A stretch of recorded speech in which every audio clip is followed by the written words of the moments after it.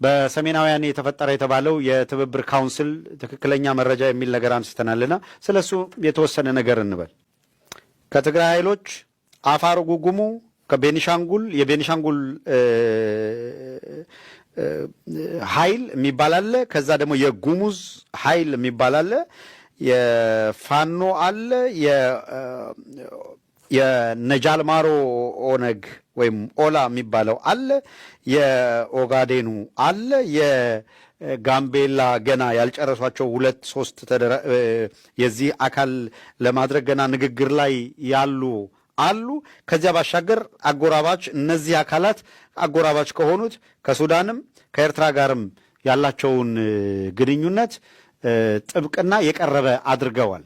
ይሄ ፋክት የሆነ መረጃ ነው። ተነጋግረዋል። ሁሉን አቀፍ የትብብር ካውንስል በሚል የተመሰረተ ነው። ሁሉን አቀፍ የትብብር ካውንስል ባለን መረጃ መሰረት ይሄ ፋክት ነው። የተደራደሩባቸውን ነጥቦች በተወሰነ ደረጃ አይተናል።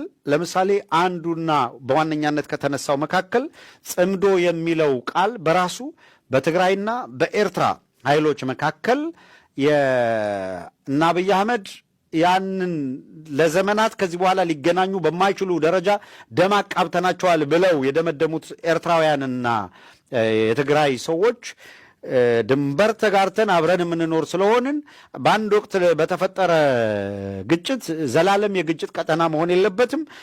የህዝብ ለህዝብ ግንኙነት በመፍጠር በፖለቲከኞች መካከል ያለውን ቅራኔ መስበርና ካሁን በኋላ በኤርትራና በትግራይ መካከል ጦርነት እንዳይኖር ማድረግ አለብን የሚል አስተሳሰብ የያዙ የዚሁ ዘመን ሰዎች የፈጠሩት ማለት በዚህ ትውልድ ሰዎች በተለይ በዋነኛነት አክተሩ ነው የፈጠሩት የህዝብ ለህዝብ ግንኙነት ወይም ጽምዶ የተባለው ይሄ እነ ጌታቸው ረዳ በስልጣን ላይ ሳሉ ጭምር የተጀመረ ነው።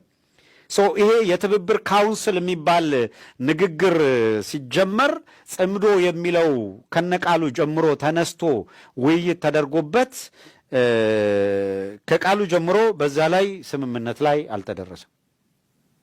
አንዱ እንደ ኩዌስችን ያነሱት እኛ የሰማነው ወርድ ድምፅ ጽምዶ የሚለው ሁለቱ አካላት ቃሉም የተጠቀሙትም ጽምዶ የሚለው ቃል በራሱ የትግረኛ ቃል ነው። በትግራይና በኤርትራ መካከል ሊፈጠር ለተፈለገ ስምምነት የዋለ ነው። ስለዚህ ያ በራሳቸው እነሱ የህዝብ ለህዝብ ግንኙነት ለማምጣት የፈጠሩት ጽምዶ ባለበት ሊቀጥል ይችላል፣ ችግር የለም። ከሌላው ጋር የሚደረግ ከሆነ ግን ሁሉን አቀፍ የትብብር ካውንስል እንመስርት ወደሚል መኬዱ ነው።